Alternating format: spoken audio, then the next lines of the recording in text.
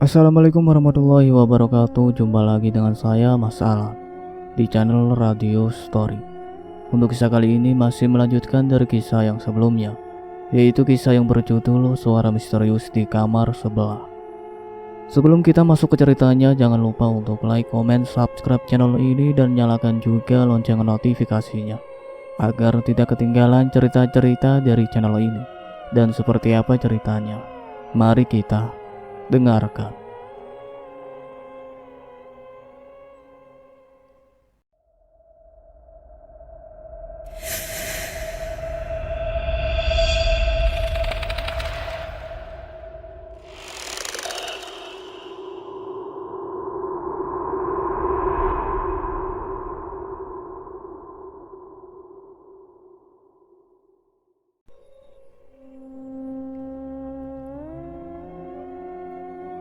Lepaskan aku. Kau sudah mati dan kau takkan bisa menyakitiku, Lala. Siska tiba-tiba saja berteriak dan membuat para suster berdatangan mengecek kondisinya. Lepaskan aku, Jalang. Kau sudah mati. Kau seharusnya berada di neraka. Siska terus saja berteriak ke sudut ruangan. Ia berhalusinasi melihat arwah Marlin. Padahal saat ini Iva masih berada di dalam tubuh Putri dan tidak melakukan apapun. Hendak saja, teriakan Sisa membuat Sari, Bidarmi, dan Putri berlari menuju ruangan tempat ia dirawat dan melihat kondisi Siska yang masih saja menjerit histeris. Suntikan obat penenang pada pasien, perintah dokter pada perawat yang saat ini bersamanya. Baik, Dok. Perawat itu mulai mengeluarkan suntikan dan mulai menyuntikkan obat penenang ke tubuh Siska. Wanita itu pun perlahan mulai sedikit lebih tenang hingga ia pun kembali tak sadarkan diri karena pengaruh obat. Sari yang melihat keadaan ibunya hanya bisa menangis di pelukan Bidarmi. Ia masih terguncang dengan keadaan ibu serta ayahnya yang mendapatkan teror separah ini. Bagaimana mungkin keluarganya diteror sedemikian jika tanpa ada alasannya? Dan yang lebih parah lagi, teror itu dilakukan oleh orang yang sudah meninggal 17 tahun silam. Dan orang itu pun bukan orang asing. Sari mulai teringat dengan buku catatan yang beratas namakan istri pertamanya. Ia kini berencana untuk menemukan jawabannya dari buku tersebut. Non, yang sabar ya. Nyonya Siska pasti akan sehat kembali. Bidarmi mencoba menenangkannya. Putri hanya menatap Siska dengan pandangan penuh kemenangan.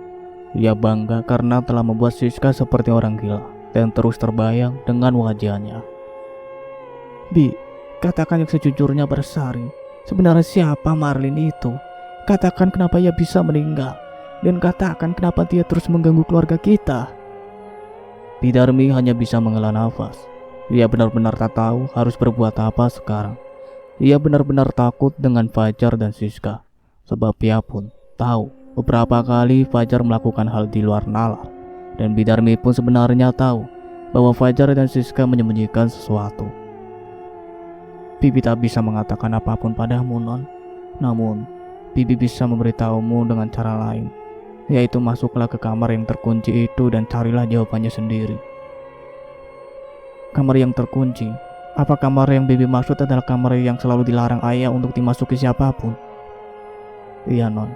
Kamar itu menyimpan semua jawabannya. Baiklah, kalau begitu nanti akan aku cari semua petunjuk di sana untuk mengetahui apa yang sebenarnya ayah dan ibu lakukan. Putri hanya diam. Ia ingin tahu sejauh mana adiknya itu berusaha menyelamatkan ayah serta ibunya itu dari gangguan yang ia lakukan. Aku permisi dulu. Putri melangkah pergi, menuju kamar mandi dan mulai memikirkan langkah selanjutnya. Ia bahkan berjalan menuju halaman belakang rumah sakit untuk menenangkan pikirannya. Wanita itu mulai duduk di atas kursi taman rumah sakit dan mulai menatap bintang-bintang di langit. Ibu, pagi akan segera tiba dan tinggal beberapa hari lagi aku bisa berkunjung di dunia manusia ini. Aku bahkan belum melihat makammu di mana dan aku bahkan belum datang menaburkan bunga untukmu. Maafkan aku, Ibu, karena membuat reputasi Ibu menjadi buruk karena wajahku sama persis sepertimu. Orang-orang menganggap bahwa arwahku adalah dirimu, dan aku tak memberikan penolakan ataupun bandahan atas penilaian orang-orang terhadapmu. Tenang saja, Ibu. Sebentar lagi balas dendamku akan selesai dan aku akan tinggal di tempat seharusnya aku berada. Wajah Putri kian pucat tersinari oleh cahaya rembulan yang mulai kalah dengan sinar fajar yang akan muncul. Sentuhan di pundaknya sontak saja membuat Putri terkejut. Aku tahu apa yang kau rasakan, ucap Sari dengan sendu. Apa kau mendengar semuanya? Tanya Putri dengan panik. Aku tahu kau sangat rindu ibumu, dan aku pun tahu kau sangat menyayangi ibumu itu. Namun yang sudah pergi tak akan mungkin kembali. Jadi ikhlaskan saja semuanya, dan maafkan aku karena selama ini selalu kasar padamu. Putri mulai lega karena ternyata Sari hanya mendengar kalimat terakhirnya saja. Sari mulai duduk di samping Putri dan mulai mengeluarkan keluh kesah yang ia miliki di hatinya. Aku selama ini membenci dirimu karena ibu selalu membelamu di saat kau melakukan kesalahan. Padahal sejak dulu ibuku sangat tak suka dengan gadis lain, bahkan temanku di sekolah. Entah kenapa ibu sangat perhatian padamu, dan aku sangat benci itu. Tapi aku lebih benci ayah yang terus saja memandangmu dengan tatapan nakal yang membuatku risih dan jijik.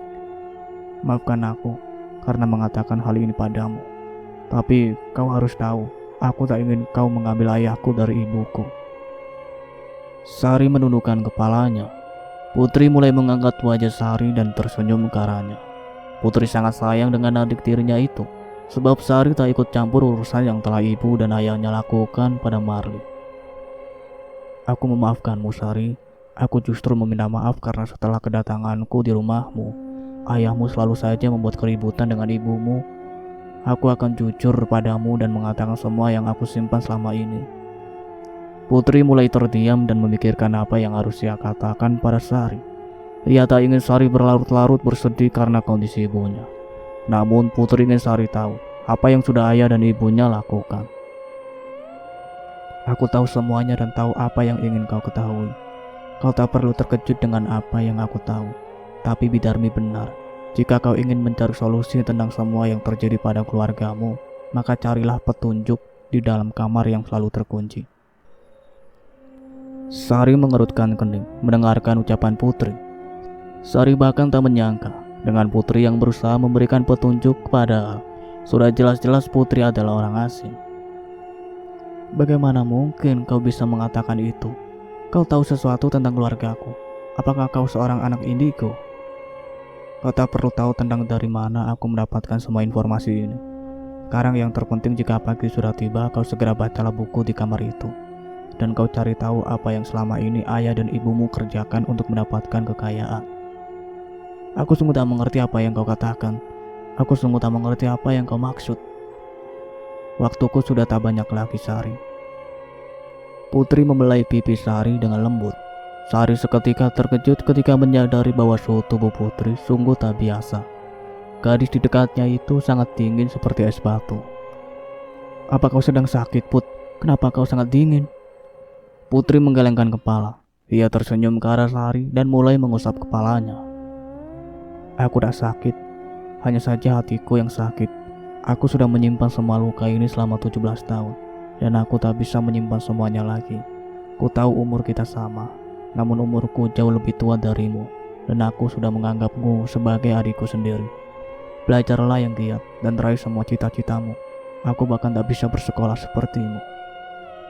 Sari tertegun. Ia baru sadar bahwa ibunya pernah berkata bahwa Siska akan menyekolahkan Putri ke sekolahan Sari. Kau akan bersekolah di tempatku. Ibu pernah berkata bahwa kau akan disekolahkan bersamaku untuk menjaga serta mengawasi diriku. Kata perlu sedih, aku akan mengajari semua mata pelajaran padamu. Putri menggelengkan kepala dan tersenyum pada adik tirinya tersebut. Tidak, Sari. Aku sudah tak bisa lagi bersekolah. Aku bahkan tak lama lagi harus pergi ke tempat aku berasal. Kau ingat aku, dan aku akan selalu datang padamu nanti. Sari menatap heran pada Putri, yang kini mulai tampak semakin pucat. Entah kenapa, Putri berbicara dengan Nane seperti orang yang akan pergi meninggalkannya. Apakah kau baik-baik saja, Putri? Kenapa kau mengatakan hal seperti itu? Apa karena aku yang selalu berbuat buruk padamu, jadi kau akan pergi meninggalkan rumahku? Maafkan aku, dan tetaplah tinggal di rumahku. Putri tersenyum. dan mulai menggelengkan kepala. Ia bahkan tahu bahwa Sari mulai membuka hati untuknya dan akan berteman dengannya. Namun misi Putri sebentar lagi akan selesai. Akan harus pergi dan tinggal bersama bangsa siluman seperti sepakatannya, dengan Raja Ular yang membantu dirinya untuk hidup kembali sebagai arwah. Tidak, Sari, aku harus pergi. Aku akan bertemu dengan keluargaku dan mereka yang sudah membantuku. Aku tak mungkin mengingkari janji, sebab itulah yang selama ini menjadi kebanggaanku. Janji itu harus ditepati. Baiklah kalau memang begitu keinginanmu. Tapi kau juga harus berjanji padaku untuk selalu menjengukku dikala aku membutuhkanmu. Aku akan memberikan handphone bekas yang kusimpan tahun lalu. Tenang saja, ponselku masih bagus, walaupun modelnya sudah ketinggalan. Putri memeluk tubuh Sari dan mulai menatapnya dengan dalam. Berbeda dengan Sari yang semakin terkejut dengan suhu tubuh Putri yang benar-benar sangat dingin, bahkan membuatnya sedikit ketakutan. Terima kasih banyak, Sari, karena mau membuka hatimu untukku. Kau baik, dan gua harap kau selalu memiliki hati yang baik apapun yang terjadi. Mata Sari membulat sempurna. Ia benar-benar yakin bahwa ada yang tak beres dengan Putri. Gadis di sampingnya itu benar-benar aneh dan menyeramkan. Tubuhnya yang dingin serta wajahnya yang tampak begitu pucat membuat Sari mulai sadar bahwa Putri tampak begitu mirip dengan mayat hidup. Selama ini Sari hanya mengira warna tubuh Putri yang pucat karena memang Putri memiliki kelainan ataupun penyakit langka. Tapi setelah Sari bersentuhan dengan bagian tubuh Putri, ia mulai curiga bahwa Putri menyembunyikan rahasia besar tentang dirinya. Kau begitu pucat, Putri. Aku yakin kau pasti sedang tidak baik-baik saja. Ini kita sedang ada di rumah sakit dan aku akan membawamu untuk menemui dokter agar kesehatanmu bisa diperiksa olehnya. Sari bangkit dan memegang tangan Putri dengan sangat erat. Ia bahkan sedikit menyeret tubuh Putri yang kaku, namun Putri hanya menatapnya dengan tatapan mengerikan serta senyumannya yang aneh. Aku baik-baik saja. Kau pergilah temui ibumu dan aku akan menunggu sampai pagi di sini. Aku membutuhkan udara yang jernih agar pikiranku sedikit lega. Sari menghela nafas dan mulai melangkahkan kaki meninggalkan Putri sendirian di kursi halaman rumah sakit. Baiklah, jika kau masih ingin di sini, kurasa kau memang membutuhkan waktu sendiri.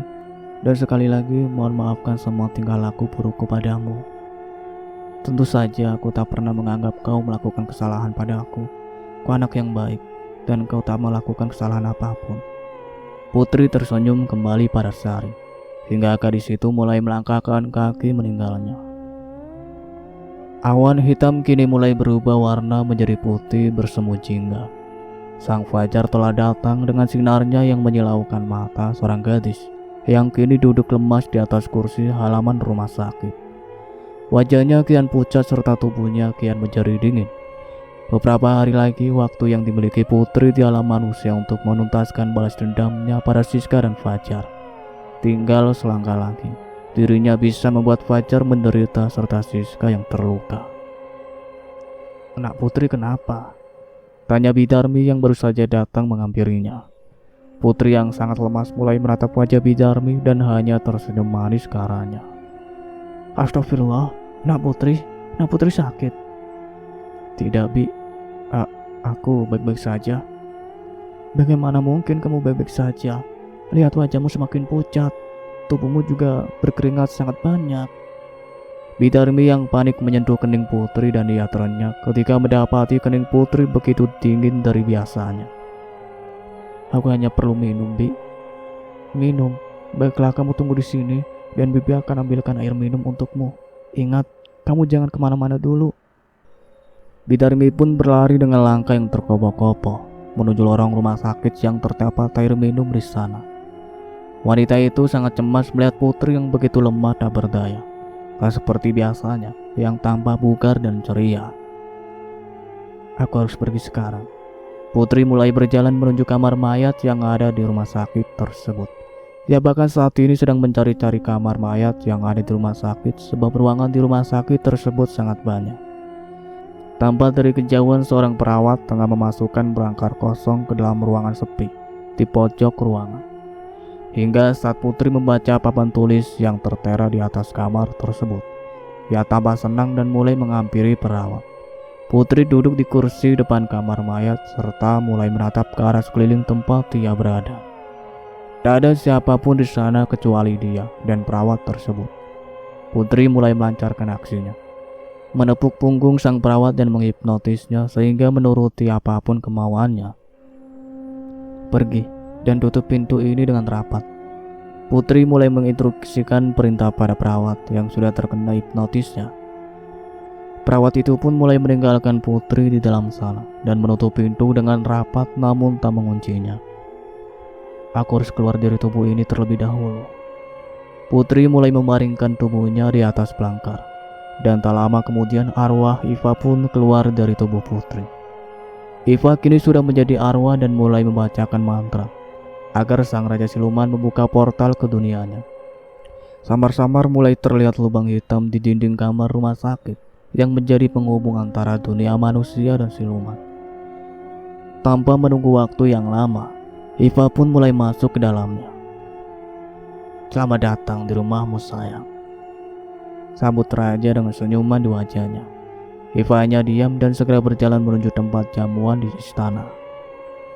Apakah kau sangat lapar? Tanyanya lagi ketika melihat Iva mulai mengambil seekor ayam utuh yang masih banyak sekali terdapat darah. Iva segera melapa ayam tersebut sampai tak tersisa sedikit pun dan segera meminum cairan berwarna merah yang sudah disediakan pelayan di istananya. Apa misimu berhasil? Tanya sang raja seraya mulai mencium tengkuk leher Iva. Belum, malam ini akan kubuat dia menderita. Sorot mata kemerahan yang Iva tunjukkan begitu menyeramkan. Ia tak mengurungkan niat balas dendam pada Fajar dan Siska. Bahkan setelah Sari bersikap baik kepadanya, Iva bukanlah tak merasa iba pada Sari. Hanya saja ia pun ingin menuntaskan misi yang selama ini ia nantikan. Lalu, bagaimana gadis itu? Apa kau menginginkannya untuk mati?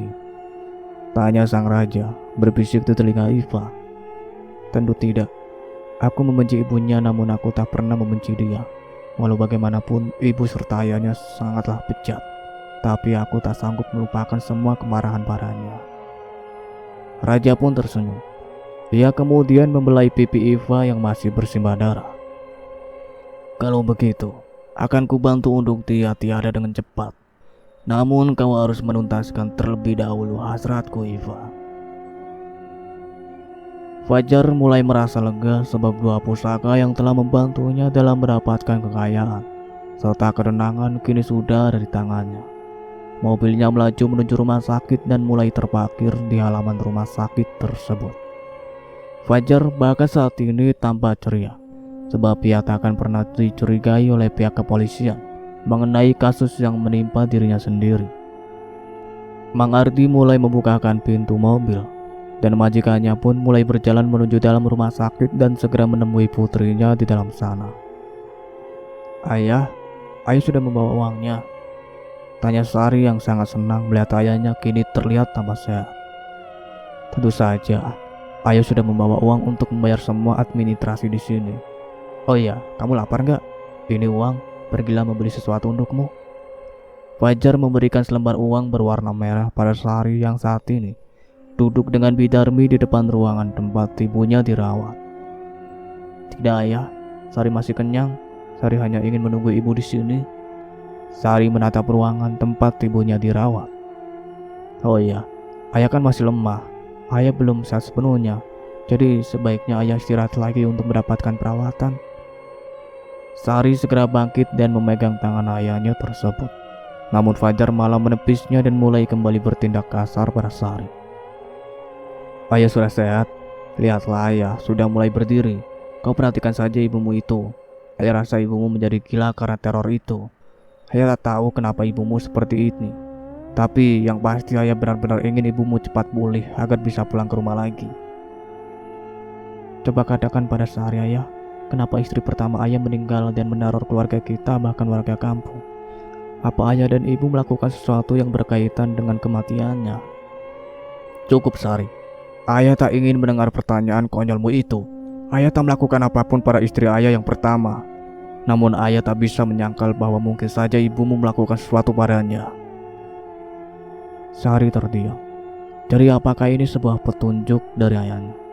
Kenapa Fajar berbicara hal demikian pada Sari? Padahal sudah jelas, ia pun turut andil dalam rasa sakit yang dirasakan Marlin dulu. Bahkan Bidarmi pun terdiam, sebab ia tahu bahwa Fajar dan Siska sudah berselingkuh di belakang Marlin.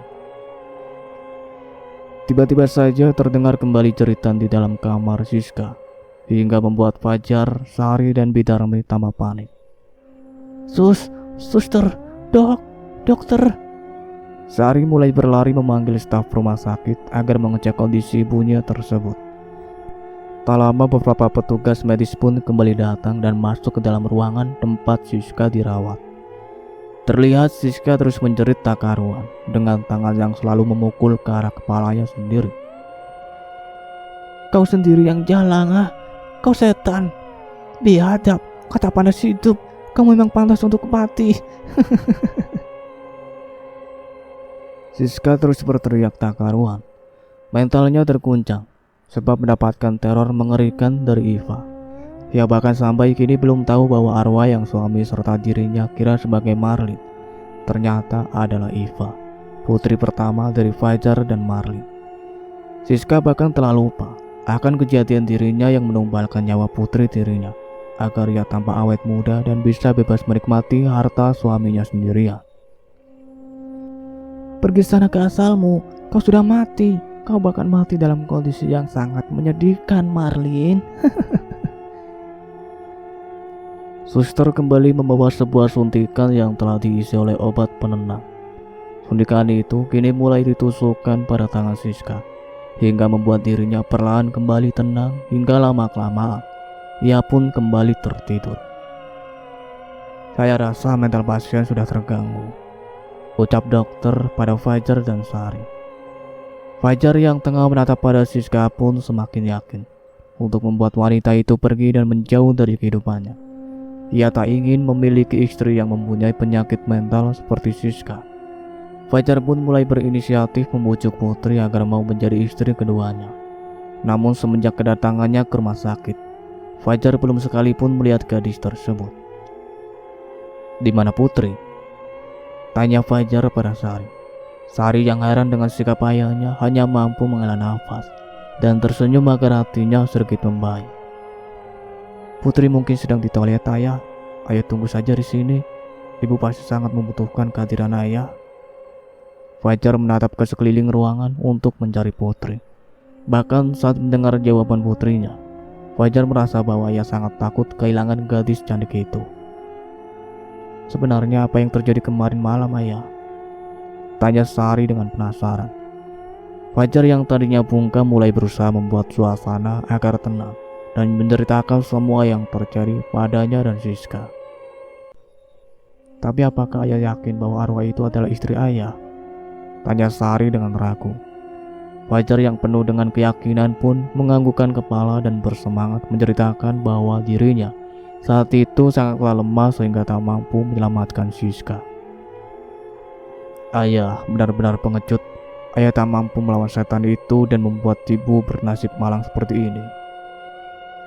Fajar menggenggam tangan Siska agar Sari dan Bidarmi yang saat ini melihatnya percaya dengan ucapannya. Lalu apa yang bisa Sari bantu, ayah? Fajar terdiam. Ia sebenarnya tak membutuhkan putrinya tersebut. Ia hanya membutuhkan putri dan membutuhkan pelayan gadis itu agar hatinya sedikit lebih tenang. Ayah hanya ingin kau tak terlalu ikut campur dengan urusan ayah. Ayah tak mau kamu kenapa-napa. Apalagi kamu adalah putri ayah satu-satunya. Sari tersenyum. Baru kali ini ayahnya kembali bersikap manis padanya. Sari akan membantu ayah dengan doa, dan Sari juga akan membantu sebisa yang Sari lakukan. Ayah tetaplah bersama ibu dan lindungi ibu. Sari memeluk tubuh Fajar, namun segera Fajar menyingkirkan tubuh putrinya tersebut. Entah kenapa Fajar begitu merasa risih dengan Sari. Padahal dulu ia sangat ingin sekali dekat dengan putrinya tersebut dan tak bisa jauh-jauh darinya. Pagi ini mentari bersinar begitu sangat terik. Mata Sari yang masih merasakan kantuk pun perlahan mulai terbuka. Ini sudah pagi, gumam Sari dengan pelan. Gadis itu mengucek matanya yang masih terasa berat dan mulai menatap sekeliling kursi tempat dia tidur. Kemana ayah? Sari mulai menatap kursi sampingnya yang kosong. Padahal sebelumnya sang ayah masih duduk di sampingnya. Sari bangkit dan mengecek kondisi ibunya yang masih saja menutup mata. Dia benar-benar tak menyangka ibunya yang begitu tegar dan berani kini tergeletak lemas tak berdaya di atas ranjang rumah sakit. Luka di tangan ibunya cukup dalam, hingga mungkin membuat ibunya itu kehilangan banyak darah dan mengalami trauma yang berat. "Non, sudah bangun?" tanya Bidarmi yang baru saja sampai di kamar tempat majikannya dirawat. "Iya Bi, Sari sudah bangun. Ini Non diminum dulu susu hangatnya." Bidarmi menyodorkan secangkir susu hangat kepada Sari yang tengah berdiri meratapi ibunya. "Terima kasih Bi." Sari mengambil susu yang sudah disiapkan Bidarmi dan menegakkannya sampai tandas. Ia bahkan mulai terlihat kembali berenergi setelah mendapatkan minuman bernutrisi tersebut dari asisten rumah tangganya. "Oh ya Bi, ayah kemana ya?" tanya Sari tiba-tiba. Bidarmi terdiam dan mencoba mengingat-ingat perkataan majikannya sebelum pergi. Sebentar Non, Tuan tadi pergi ke... Oh iya, tadi Tuan Fajar pergi ke kantor polisi untuk dimintai keterangan mengenai kasus yang terjadi di rumah. Sepertinya Tuan sedang dimintai penjelasan sebab pelakunya kan bukan orang. Jadi mungkin para polisi butuh bukti kuat untuk menyatakan bahwa kasus ini bukanlah kasus yang melibatkan seseorang. Kasus yang saat ini tengah ditangani oleh pihak kepolisian sudah selesai. TKP dinyatakan bersih dari sidik jari orang lain, kecuali keluarga Fajar sendiri. Saat ini Fajar sudah menyatakan semuanya beres, sebab ia pun takut bahwa pihak kepolisian akan menemukan kasus kematian Marlin yang diakibatkan oleh pesugihan yang ia lakukan 17 tahun silam. Fajar bahkan akan mengakhiri semua pesugihan yang ia lakukan, sebab ia sudah mendapatkan proyek besar di perusahaan yang ia dirikan. "Terima kasih atas kerjasamanya ya Pak. Mohon ajukan laporan jika Anda mendapatkan teror lagi. Maaf, pihak kepolisian tidak bisa membantu menangani kasus yang berkaitan dengan hal goib. Saya harap keluarga Bapak akan baik-baik saja." Fajar menjabat tangan Pak Polisi dan segera melangkah kaki menuju luar kantor dengan rasa senang. Ia bahkan terlihat tersenyum ceria, padahal saat ini istrinya sudah dinyatakan terkena gangguan mental. Mobil berjalan menembus padatnya jalan ibu kota. Fajar kini mengendarai mobilnya dengan perasaan gembira, sebab ia sebentar lagi bisa menikahi Putri, sebab Siska sudah menjadi gila. Tapi Fajar baru sadar bahwa sejak ia pergi ke rumah sakit dan ke kantor polisi, ia bahkan belum melihat hadirnya Putri di rumah sakit.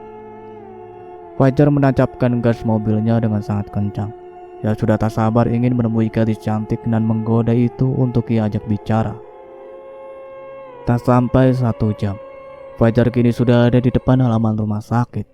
Fajar bahkan sedikit berlari menuju tempat ruangan Siska dirawat untuk memastikan kehadiran Putri. Namun, Fajar yang baru saja sampai terkejut ketika melihat Siska saat ini tengah duduk dan makan disuapi oleh Sari. "Ayah sudah pulang?" tanya Sari dengan senang. Fajar yang masih penasaran dengan keberadaan Putri pun menjawab Sari dengan seadanya. "Iya sudah, seperti yang kau lihat." "Lalu apakah pihak kepolisian mendapatkan sesuatu di rumah ayah?" "Tentu saja tidak. Ini masalah hantu dan polisi bukanlah ahli dalam hal itu." Fajar sedikit membentak Sari, hingga membuat gadis itu kembali fokus menyuapi sang ibu. Kini mata Siska menatap Fajar dengan sangat tajam. Masih ingat betul Siska terhadap sikap serta perlakuan Fajar padanya saat malam kejadian mengerikan itu. Fajar dengan teganya menampar pipi Siska, padahal saat itu Siska sedang kehilangan banyak darah dan sangat lemas. Siska benar-benar sudah hilang rasa terhadap Fajar yang sekarang banyak berubah. Bahkan saat ini, Fajar tak memeluk tubuhnya ataupun hanya sekedar menanyakan kondisinya. "Aku pergi dulu." Fajar berjalan meninggalkan Siska, Bidarmi serta Sari di dalam ruangan tempat Siska dirawat. Fajar segera berkeliling mencari Putri namun nihil. Ia tetap tak menemukan gadis tersebut. hingga saat ia mulai melangkahkan kaki menuju kamar mayat. Ia terkejut ketika melihat Putri baru saja keluar dari sana. Fajar berlari dan memeluk tubuh gadis tersebut dan mencium pucuk kepalanya. Hendak saja Putri yang terkejut hanya bisa diam membeku mendapatkan perlakuan seperti itu dari Fajar secara mendadak. "Aku sudah lelah mencarimu. Kau kemana saja, Putri?" tanya pria parubaya itu seraya mulai mendekatkan tubuhnya ke tubuh Putri. Hendak saja Putri yang merasa terpojok mulai melangkah mundur. Namun itu semakin membuat tubuhnya kini terbentur ke tembok. "Aku sudah lama mencari dan menginginkan tubuhmu. Kau menikahlah denganku dan akan kubuat kau bahagia." Putri yang saat ini merasa sangat jijik pada kelakuan ayahnya sendiri. Ia pun mulai ingin sekali muntah di hadapan ayahnya tersebut. Bagaimana mungkin seorang pria beristri mampu mengatakan hal kotor seperti itu pada gadis muda seusia anaknya tersebut? Putri tersenyum getir. Ia bahkan tak tahu harus mengungkapkan kata apa yang bisa mendeskripsikan kemarahannya pada sang ayah. Fajar benar-benar telah berubah 360 derajat dari sifat aslinya semenjak mengenal Siska. Fajar pun telah berkhianat pada wanita yang sudah membuatnya membunuh sang istri pertama serta anak pertamanya. Sari saat ini tengah mencari ayahnya ke sekeliling ruangan rumah sakit. Ia ingin sekali sang ayah kembali peduli terhadap ibu serta dirinya yang saat ini sangat membutuhkan kehadiran sosok pria yang selama ini sangat menyayanginya. Entah kenapa Fajar berubah pada ibu serta dirinya yang dulu sangat ia sayang. Namun Sari pun tak pernah tahu bahwa dulu pun sang ayah sudah membuat hati istri pertama serta putri pertamanya hancur gara-gara ibu kandungnya. Sari sadar bahwa ada hal yang ditutupi oleh sang ayah serta ibunya. Namun harus bagaimana lagi? Ia mencari tahu tentang kebenaran yang membuat keluarganya semakin hancur. Hingga akhirnya ia pun berniat untuk pulang dan mencari tahu tentang istri pertama ayahnya tersebut dari kamar yang selama ini selalu saja terkunci. Sari berlari kembali menuju ruangan tempat ibunya dirawat. Ia melihat pembantunya yang saat ini tengah duduk merenung menunggu Siska yang kini tengah beristirahat. Tatapan gadis itu mulai mengembun kalau melihat ibunya yang tiba-tiba saja menjadi seperti orang gila yang selalu saja berteriak pada sudut ruangan padahal tak ada apapun dan siapapun di sana. "Bi," ucap Sari membuat Bidarmi segera bangkit dan berjalan ke arahnya. "Iya Non, ada apa? Apa ada hal yang Non butuhkan?" tanya wanita parubaya itu pada Sari. Sari menggelengkan kepala dan mulai mengelus senyum pada Bidarmi. Ia memeluk tubuh wanita itu tiba-tiba hingga membuat Bidarmi sedikit bingung dan terkejut dengan tingkah Sari. "Ada apa Non?" tanya Bidarmi dengan heran. "Terima kasih karena sudah mengabdikan diri pada keluarga kami, Bi. Terima kasih karena Bibi sudah merawatku dari bayi sampai sebesar ini. Terima kasih juga karena Bibi sudah mau membantuku dalam situasi sulit seperti ini." Bidarmi mulai menatap wajah gadis muda di depannya. Ia benar-benar bingung dengan apa yang saat ini diucapkan oleh Sari. "Non mau kemana?" "Aku akan pulang dulu ke rumah untuk mencari tahu tentang semua yang terjadi pada ibu dan ayah. Aku juga akan mencari tahu tentang istri pertama ayah dan kenapa keluargaku kini mendapatkan teror. Padahal sebelum-sebelumnya baik-baik saja. Aku juga akan mencari tahu tentang kakak perempuanku." Bidarmi membulatkan mata kala mendengar bahwa Sari ingin mencari tahu tentang Iva. Padahal sebelumnya ia tak pernah mengatakan tentang Sari yang memiliki seorang kakak tiri dari istri pertama ayahnya. "Kakak?" "Iya, kakak perempuanku, Ibi. Aku akan mencari tahu di mana dia dan seperti apa dia. Aku bahkan ingin sekali bertemu dengannya sebab aku tahu bahwa dia tak ada kaitannya dengan hal ini." Bidarmi terdiam. Ia bahkan tak tahu harus mengatakan apa pada Sari yang saat ini terlihat sangat ceria. "Apa Non baik-baik saja?" tanya Bidarmi dengan sendu. "Iya tentu Bi, aku baik-baik saja. Aku hanya ingin membuat ibu dan ayah sadar dengan apa yang ia lakukan. Aku kasihan melihat kondisi ibu yang jadi seperti ini. Aku juga ingin tahu kenapa ayah jadi berubah. Bidarmi mendekatkan dirinya pada Sari. Ia kemudian tersenyum dan memegang pundak anak majikannya dengan penuh kasih sayang. Carilah foto almarhumah Nyonya Marlin di sana. Kau pasti akan tahu bagaimana sosok kakak perempuanmu. Sari berpamitan pada Bidarmi dan mulai pergi meninggalkan rumah sakit. Rasa penasaran serta rasa keingintahuan begitu besar sehingga membuat Sari kini mulai berlari menuju angkutan umum yang melewati rumahnya. Dengan hati yang tak karuan, Sari mulai menunggu kapan angkot yang ia naiki akan berhenti tepat di persimpangan menuju rumahnya. Hingga akhirnya, tambah dengan jelas persimpangan yang Sari maksud. "Pak, berhenti!" teriak Sari dengan kencang. Ia memberikan uang pada sopir tersebut dan segera berlari menuju rumahnya. Tanpa lelah dan tanpa rasa takut, Sari mulai berlari sekencang mungkin menuju rumahnya. Dan sampailah ia di depan rumah besar bercat putih yang selama ini ia tempati bersama ayah serta ibunya. Sari menarik nafasnya dengan panjang dan mulai melangkahkan kaki menuju pintu rumahnya. Untuk saja Sari memegang kunci rumah yang Bidarmi berikan, sehingga membuatnya leluasa bisa masuk ke dalam kamar yang Bidarmi maksud. Ruangan yang gelap tanpa cahaya sedikit pun kini dimasuki oleh seorang gadis yang mulai merasakan hawa dingin menyelimuti dirinya.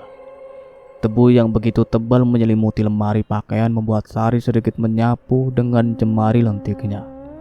Hingga ia pun kemudian memasukkan kunci lemari yang selama ini Bidarmi pegang dan mulai membuka lemari usang tersebut. Tangan Sari dengan teliti mencari sesuatu yang mungkin bisa dijadikan petunjuk di antara tumpukan pakaian bekas Marlin semasa hidupnya. Sampai kemudian, tanpa sengaja tangan Sari memegang sebuah benda yang memiliki ikatan rantai kecil menempel padanya. "Liontin," kumam Sari dengan pelan. Ia membuka liontin berbentuk hati tersebut dan menemukan sepotong kecil foto wanita pertayanya yang tengah memangku seorang bayi di tangannya. Ayah serta wanita misterius itu tambah bahagia. Bahkan senyum ayahnya nampak begitu berbeda dengan sekarang. Apa mungkin ini istri pertama serta putri pertama ayah? Kumam Sari dengan pelan. Di sisi lain, Iva yang masih berada di tubuh putri pun mulai marah dan jijik dengan perlakuan ayah kandungnya yang mulai bertindak seenaknya. Dengan kekuatan yang ia miliki, Iva mulai menipu wajah Fajar hingga membuat pria itu kehilangan kesadaran dan kejang-kejang di depan ruangan tersebut. Entah kenapa tiba-tiba saja dada Iva begitu sangat sakit dan merasa seperti terbakar. Sampai pada akhirnya terlintas bayangan Sari yang mulai masuk ke dalam kamarnya dan mulai mencari tahu sosok Iva serta ibunya yang sudah lama tiada. Ini saat yang aku tunggu. Iva berlari menuju kamar mayat dan cepat-cepat membaringkan tubuhnya di atas sebuah berangkar kosong. Ia mulai meninggalkan tubuh putri dan segera menghilang menuju kamar yang selama ini selalu saja terkunci. Ditatapnya Sari yang kini mulai membuka liontin milik ibunya. Dan inilah saat yang paling tepat untuk menunjukkan diri pada adik tirinya tersebut. Iva mulai menutup pintu kamar dengan sangat kencang hingga membuat Sari terkejut dan sedikit ketakutan. Siapa itu? Siapa? Cepat tunjukkan wujudmu. Sekarang aku tahu kau memanglah istri pertama ayah. Tapi kau tak bisa mencelakakan ayah dan ibuku seperti ini. Kau setan yang jahat. Sari berteriak-teriak dengan kencang, membuat Iva perlahan menunjukkan wujud aslinya yang sangat menyeramkan. Bola mata yang sedikit terlepas dari tempatnya, kulit wajah yang perlahan mulai mengelupas serta bibirnya yang tersenyum sampai pipi membuat darah dari sobekan di pipinya perlahan mulai menetes. "Ini aku," ucap Iva dengan parau. Sari yang ketakutan mulai beringsut mundur dengan tangan yang masih menggenggam erat liontin di tangannya.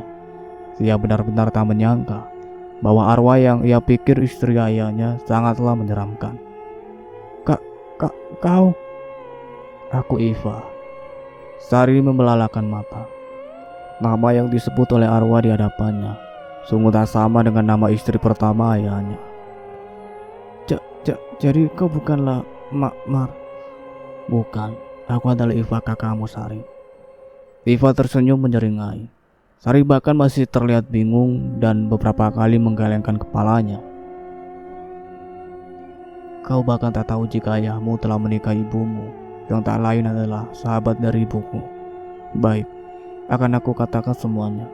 Kau hanya perlu mendengar dan tak perlu percaya dengan ucapanku. Sari mulai terdiam. Dia yang penasaran dengan cerita sesungguhnya dari Iva mulai duduk di pojok ruangan, walaupun dengan ketakutan yang mendalam di hatinya. Apakah kau siap? Tanya Iva dengan datar. Sari menganggukkan kepala dan mulai mendengarkan cerita yang keluar dari mulut mengerikan Iva.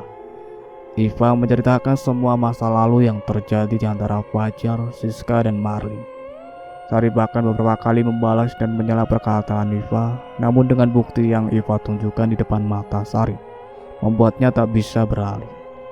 Sari mulai tahu kebenaran tentang pengkhianatan yang ayahnya lakukan dengan ibunya ketika Marlin masih hidup. Bahkan Siska dan Fajar dengan kejamnya menumbalkan Marlin sebagai korban pertama pesugihan yang ia lakukan. Tidak mungkin, kau pasti salah paham. Ibuku tidak sejahat itu. Sari mulai menggelengkan kepala dan terdiam. Dia melamun dan saat itulah Iva membawanya melihat masa lalu di mana ia dan ibunya diperlakukan kasar oleh Fajar dan Siska. Hingga akhirnya Sari pun sadar dan mulai kecewa dengan ayah serta ibunya tersebut. Lalu kenapa kau datang padaku dan membalaskan dendammu? Ku yakin kau orang yang baik. Mengapa kau melakukan ini pada ibuku? Sari mulai meneteskan air mata kalau mengingat sang ibu yang semakin kehilangan akal. Kau bertanya padaku tentang alasanku membalas dendam. Kau tahu ibumu berhati iblis dan ayahku pun bukan manusia yang berakal. Mereka telah membunuh ibuku yang sangat aku sayang, dan aku ingin membalaskan setiap rasa sakit yang ibuku rasakan. Kau juga tak ingin ibumu kesakitan, kan? Begitupun dengan aku, yang tak ingin ibuku mati begitu saja tanpa mendapatkan keadilan. Iva mulai menggerakkan tangannya, hingga membuat lemari yang terdapat di kamar bergetar dan barang-barang di atas lemari pun berjatuhan. Aku benar-benar ingin mereka merasakan kesakitan yang ibuku terima. Iva tertawa dengan keras, sehingga membuat Sari ketakutan dan pergi keluar rumah menuju rumah sakit kembali. Di jalan pun ia tak henti-hentinya meneteskan air mata, seraya berlari menyusuri jalanan. Sari benar-benar tak menyangka bahwa ibunya tega merebut ayahnya dari Marlin, yang tak lain sahabatnya sendiri. Selain itu, ibunya pun telah tega membunuh Iva, yang tak lain adalah kakak tiri Sari, dengan memberikan jiwanya pada Raja Siluman Ular. Kini Sari sudah sampai di rumah sakit. Saat ini, ia membutuhkan teman untuk meluapkan semua rasa sakit di hatinya dan kekecewaan yang ia tahu tentang ibu dan ayahnya. Sari mengelilingi rumah sakit untuk mencari Putri yang sudah lama tak ia temukan. Sari yakin Putri bahkan masih ada di rumah sakit tersebut, sebab Putri merupakan pendatang baru dan berjanji akan terus bersamanya. Langkah Sari terhenti kala mendengar seorang suster menjerit dari kamar jenazah. Beberapa orang bahkan berlari mendekati suster tersebut dan mulai melihat tubuh gadis yang kini terbaring di atas pelangkar rumah sakit. Sari yang penasaran ikut berlari menuju kerumunan dan begitu terkejut ketika melihat tubuh wanita yang telah membusuk dengan daging dan kulit yang sudah sangat busuk akibat terlalu lama berada di luar ruangan. Mata Sari mulai mengembun kalau melihat wajah gadis itu tak asing baginya. Bahkan kemarin malam masih berada di sampingnya. Putri, teriak Sari dengan keras. Gadis itu melungsup masuk dalam kerumunan dan menggotong tubuh yang sudah sebagian hancur tersebut. Wajahnya yang bengkak dan rusak, serta beberapa bagian wajah yang berdarah dan terlihat lembab membuat Sari berteriak dan menangis histeris. Siapa yang melakukan ini padamu, Putri? Siapa? Sari terus mengguncang tubuh Putri yang dulu dijadikan tempat jiwa Iva bersemayam. Sari tak tahu jika selama ini tubuh Putri diawetkan dengan mantra-mantra yang dimiliki Iva agar bisa memakai tubuh tersebut. Sari bahkan tak tahu jika selama ini yang ia benci adalah kakak tirinya sendiri.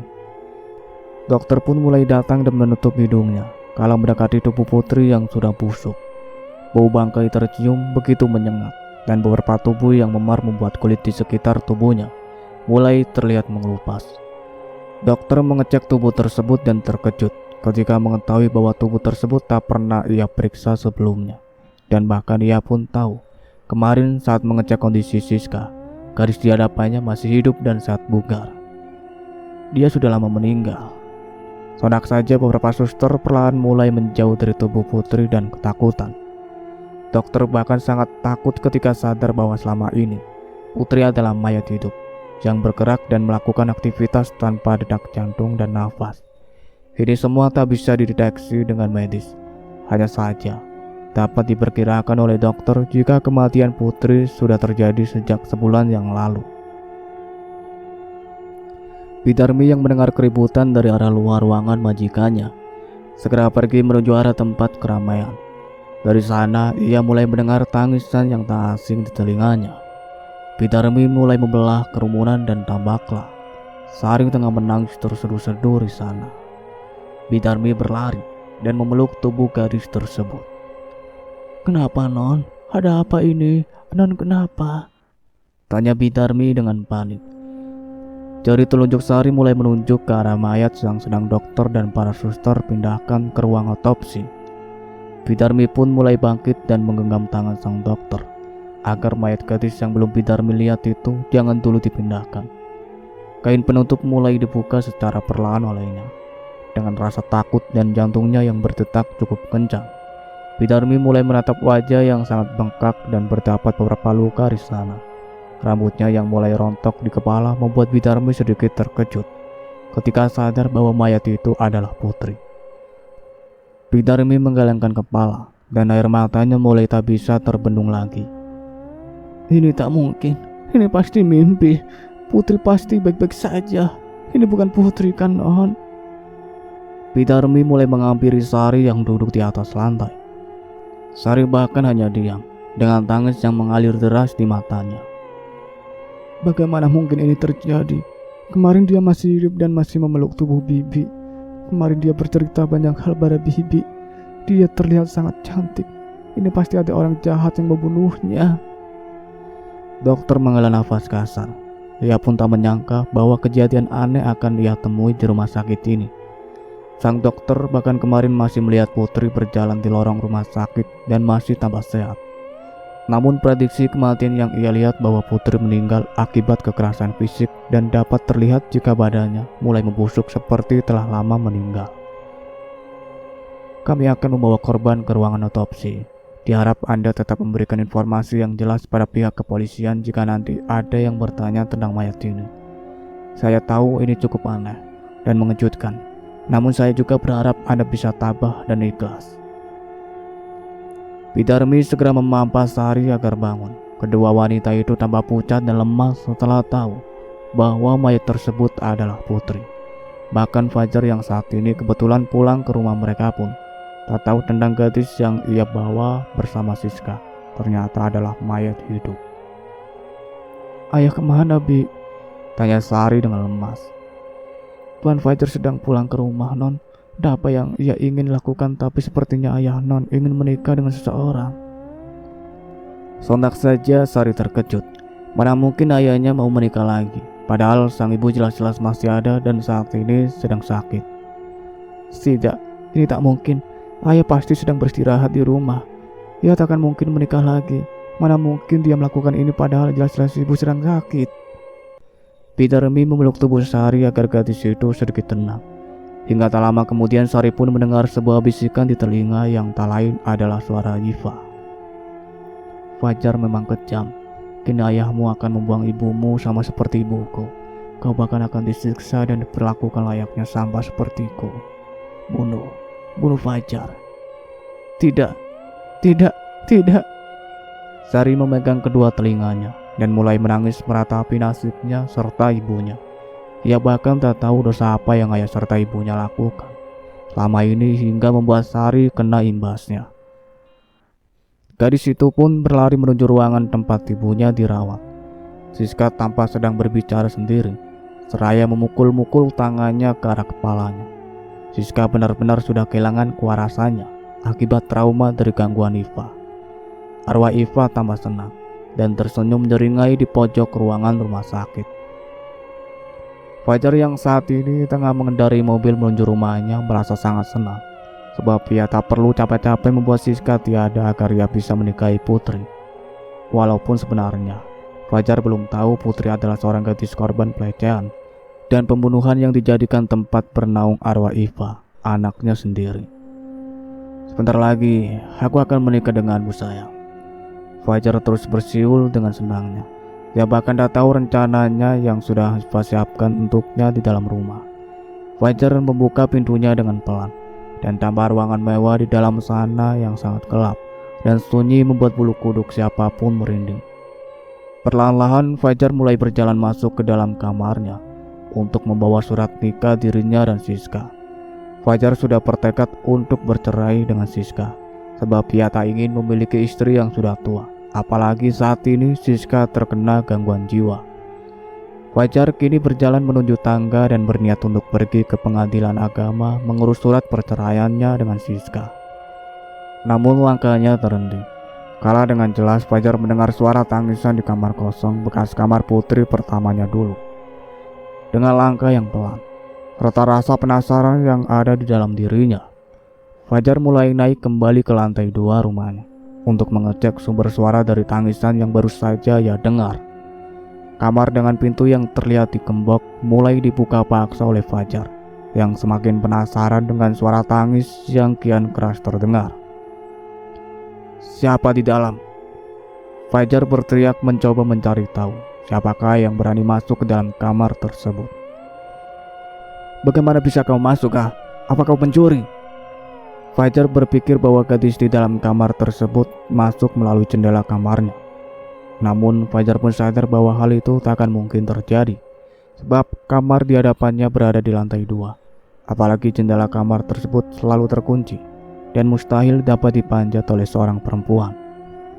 Fajar mengambil palu yang ia simpan di pojok kamarnya dan mulai merusak gembok tersebut.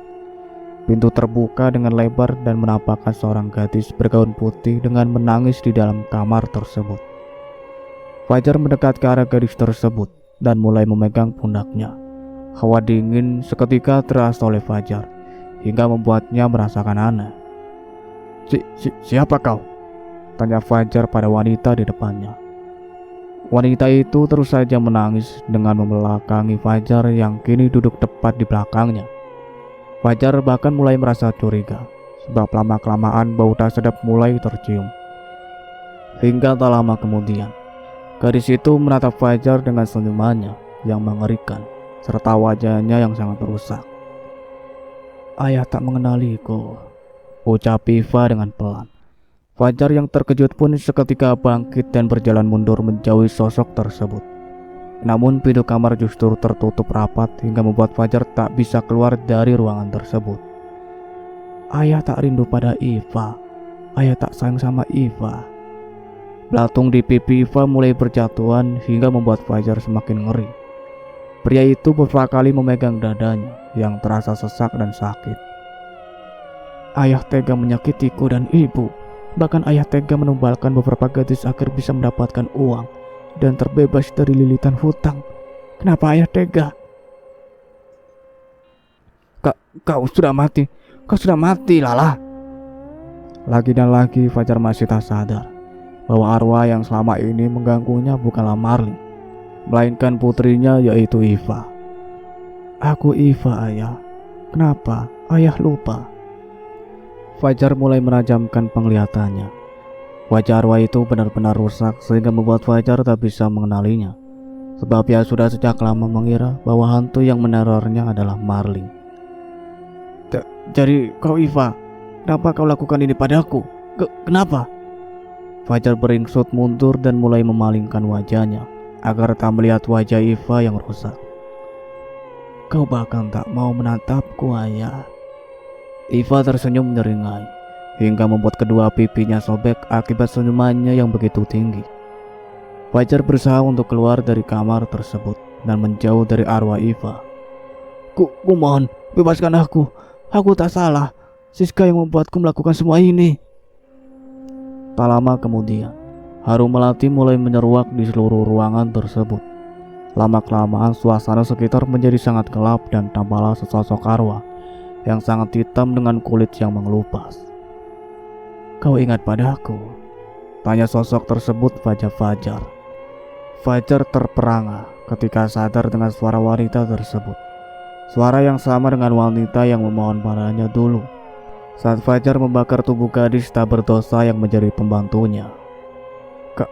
Kau? Iya, Fajar. Aku datang untuk membalaskan dendamku padamu. Kau tega membakar tubuhku hidup-hidup, memberikan kesucianku pada seorang iblis, dan kau tanpa rasa bersalah membuat keluargaku siang dan malam menangisi kepergianku yang tak kunjung pulang ke rumah. Kau telah membuat ibuku menangis dan menderita. Arwah korban tumbal yang dilakukan Fajar kini berada di dalam ruangan tersebut. Dengan bantuan Raja Siluman, Iva berhasil mendatangkan arwah korban ayahnya yang setiap hari datang dan menatap ibu wanita tersebut menangis di rumahnya. Kau tega membuatku tak bisa pulang dan memeluk tubuh orang tuaku yang semakin sepuh. Kau tega membohongiku dan mengambil nyawaku secara sadis. Kau bahkan membakar tubuhku sehingga tubuhku merasakan sakit seperti ini. Tolong, ini sangat sakit. Arwah itu terus saja menangis hingga ia pun mulai mengeluarkan kekuatannya dan mengangkat tubuh Fajar sampai ke atas atap kamar tersebut. Kau pantas mati, Fajar. Tanpa harus mengeluarkan banyak tenaga, Iva membiarkan arwah tersebut melakukan apa yang ia mau pada Fajar. Tubuh Fajar menjadi kaku dan tak bisa digerakkan. Dengan rasa takut serta tangisan, Fajar terus memohon pada arwah tersebut agar dilepaskan. Kumohon, lepaskan aku minta maaf padamu. Nafas Fajar mulai tersengal kala sebuah kain gorden mulai melilit di lehernya. Iva, selamatkan ayah, nak. Ayah mohon. Iva tertawa keras dan melihat Fajar dengan rasa puas. Kau bahkan tak mendengarkan tangisanku, tangisan serta rasa sakit ibuku. Dan kau bahkan tak pernah mau tahu tentang luka di hatiku dan ibu. Kau berhak mendapatkan karma yang setimpal atas perbuatanmu. Arwah hitam itu adalah wanita yang dulu Fajar tumbalkan pada iblis pesugihan yang dulu ia lakukan. Wanita itu Fajar bujuk untuk bekerja sebagai pembantu di rumahnya. Namun ia justru membawanya ke dalam hutan dan memberikan tubuhnya pada iblis tersebut. Fajar bahkan memberikan kesucian gadis itu direnggut oleh iblis peliharaannya dan membakar tubuh gadis tersebut dalam keadaan hidup-hidup. Rintihan serta tangisan dari gadis itu tak didengar baik oleh Siska maupun Fajar. Hingga inilah saatnya arwah itu mendapatkan kesempatan untuk membuat Fajar merasakan apa yang ia rasakan. Tubuh Fajar yang sudah terlilit oleh kain gorden diikatkan pada baling-baling kipas angin, hingga membuat pria itu terus saja merintih kesakitan dengan suara yang parau. Perlahan-lahan Iva membawa sebuah silet yang ada di atas laci kamar tersebut dan memberikannya pada arwah gosong di sampingnya. Sampai pada saatnya, pembalasan yang dilakukan arwah tersebut cukup membuat Iva senang. Perlahan-lahan arwah tersebut menggoreskan silet di tangannya, pada kaki serta pergelangan tangan Fajar, hingga membuat pria itu berteriak kesakitan dan menangis. Tangisan serta jeritan dari mulutnya cukup menyenangkan, terdengar oleh Iva dan sosok arwah di sampingnya. Iva terus saja melakukan hal yang menyakitkan pada ayahnya, hingga pria itu kehilangan banyak darah dan terlihat lemas. Sekarang, tinggal saat yang paling kutunggu. Arwah gosong di samping Iva mulai membawa sebuah lilin menyala di tangannya. Lilin tersebut disulutkan pada seluruh gorden di kamar itu, dan sampai pada akhirnya disulutkan juga pada kain gorden yang terdapat di kaki Fajar. Tubuh Fajar terikat dan menggeliat kepanasan. Itu yang kurasakan dulu, Fajar. Arwah itu tertawa lebar kalau melihat tubuh Fajar yang tergantung di atas kipas mulai terbakar dan menggeliat seperti seekor cacing. Kobaran api di rumah tersebut semakin besar hingga tersulut merambat ke seluruh ruangan. Hari ini begitu banyak orang yang berkerumunan di depan rumah mewah milik Fajar dan Siska. Mereka berbondong-bondong menyaksikan serta membantu pemadam kebakaran, memadamkan api yang semakin detik semakin membesar, melahap rumah beserta isi di dalamnya. Samar-samar terdengar jeritan tangis seorang gadis yang saat ini berusaha ditenangkan oleh seorang wanita parubaya di depan gerbang. Keduanya menangis terisak dengan jeritan-jeritan yang terdengar memilukan. Di lain sisi, Siska yang masih berada di rumah sakit bahkan tak tahu jika rumah yang selama ini dijadikan tempat bernaung sekaligus tampaknya untuk melakukan ritual pesugihannya perlahan-lahan mulai habis dimakan si jago merah. Hampir 2 jam lebih pemadam kebakaran berusaha memadamkan api. Namun angin yang begitu kencang membuat mereka kesulitan mencari tahu apakah ada orang di dalam atau tidak. Sari dan Bidarmi yang tahu betul di dalam sana terdapat Fajar terus berteriak memohon agar pria itu bisa diselamatkan dari kobaran api. Namun sayang, api yang terlalu besar membuat mereka sangat sulit mengevakuasi korban. Hingga rumah itu pun hanya tersisa puing-puing saja. Dan sosok mengenaskan yang masih tergantung rapi di atap plafon rumahnya. Beberapa struktur rumah Sari hancur menjadi abu. Namun anehnya lantai 2 rumah, tempatnya kamar Riva, masih berbentuk dan tampak dengan jelas sesosok mayat hitam legam tergantung di sana. Padahal jika dipikirkan mungkin saja tali yang dipakai sebagai pengikat layar Fajar putus terbakar, dan Fajar pun pasti terjatuh ke atas lantai. Semua ini adalah ulah Iva dan juga arwah yang menjadi tumbal pesugihan yang dilakukan Fajar dan Siska. Mereka ingin Fajar merasakan sakit yang luar biasa sebagai pembalasan atas semua perlakuannya terhadap mereka. Para polisi menempelkan garis yang mengelilingi rumah mewah yang hanya tersisa puing-puing saja. Sari dan Bidarmi tergolek lemas di atas tanah menyaksikan kejadian mengerikan di depan mata mereka. Lain halnya dengan Iva yang saat ini tengah tertawa puas menyaksikan kematian ayahnya sendiri yang begitu tragis. Pembalasan dendam serta sakit hati yang Iva rasakan begitu dalam, hingga membuat mata hatinya menjadi gelap dan dikuasai oleh kebencian dan amarah.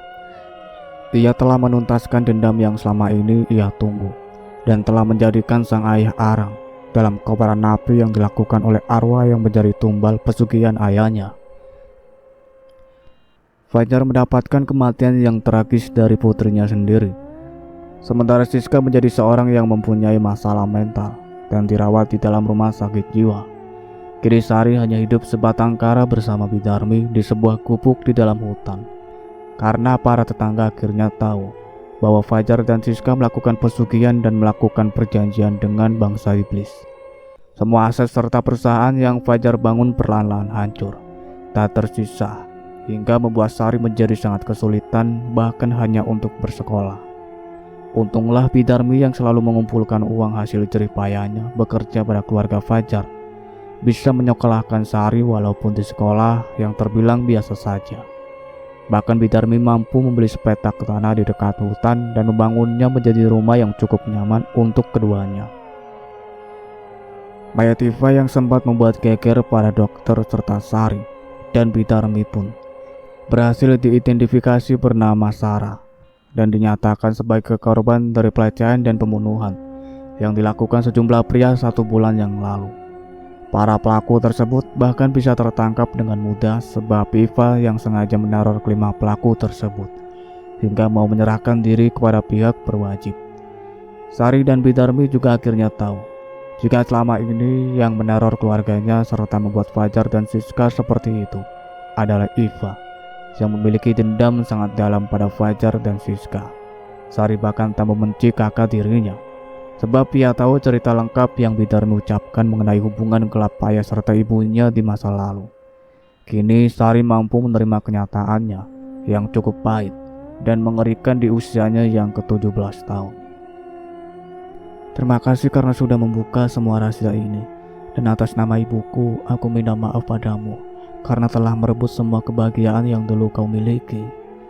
Sari mengusap sebuah foto yang sedikit terbakar, menampilkan Iva yang sedang memeluk ibunya. Iva yang sudah membalaskan dendam pada Fajar dan Siska kini merasa cukup lega. Ia bahkan tersenyum dan memeluk tubuh Sari yang terduduk di atas lantai. Walaupun gadis itu bahkan tak bisa melihat Iva yang ada di sampingnya. Iva kini harus menepati janjinya untuk tinggal di kerajaan siluman ular yang selama ini membantunya. Ia bahkan tak tahu dengan tindakan yang harus ia lakukan setelah ini di kerajaan tersebut. Hatinya sudah mati bersamaan dengan kematian ibunya. Bahkan Iva tak tahu bagaimana rasanya mencintai dan dicintai setelah dirinya menjadi seorang arwah penasaran. Kini Iva mulai berjalan menuju portal yang sudah terbuka di depan matanya. Portal itu tambah hitam pekat dengan kabut yang tebal menyelimutinya. Perlahan-lahan Iva mulai meninggalkan semuanya yang ada di dunia manusia untuk pergi menuju kerajaan siluman ular yang telah menjadi suaminya. Iva tak peduli dengan ketiga anaknya yang mulai tumbuh besar sebab ia merasa tak ada ikatan dengan ketiganya. Antareksa yang tahu bahwa ini adalah hari di mana Iva akan pulang ke kerajaan kakaknya, segera pergi menuju kamar raja untuk menunggunya. Sebesar apapun rasa kecewa di hati Antareksa, hatinya seakan sudah terikat dengan Iva hingga ia pun tak mampu melupakan dirinya. Udara dingin mulai menyelimuti diri Iva ketika dunianya mulai berubah. Entah kenapa hatinya terdetak begitu kencang kala tak sengaja menatap seorang pria yang kini tengah mengintip dari balik pintu kamar sang raja.